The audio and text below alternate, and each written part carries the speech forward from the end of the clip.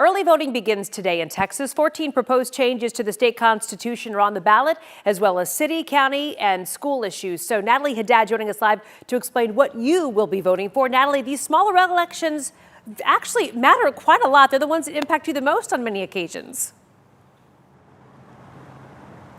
Absolutely, and we want to make a point, early voting does begin today, and like you said, this may not be the kind of election most people are used to. We're used to hearing about the mayor, local leaders, the president, but this is a smaller one, but with a lot of issues on there, and they make a big impact, affect everyday people that you know and love, maybe even yourself. And when you get to the ballot box, all of those propositions on there, they get kind of confusing really quickly. So in comes WFAA to help you out. We've broken down some of the bigger issues on the ballot. Take a look at this one. We're going to start with Proposition 2 starting out. Now, Prop 2 involves property taxes and child care centers. Now, it started with a conversation about money from the feds during the pandemic relief that expired last month. Basically, Prop 2 would allow cities and counties to waive or cut property taxes in half for child care centers. Now, any facility that serves as a working child care center would be eligible for this tax cut.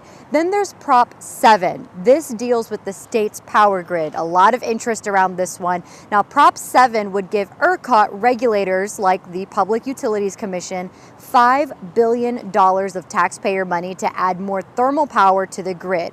This would help the grid when temperatures dip. And as we know, we're headed into winter, and we've had a couple of bad winter storms in the past few years. And circling back to the topic of property taxes brings us to Proposition 4. Now, earlier this year, Texas lawmakers approved a $12.7 billion package of property tax cuts that first needed voter approval.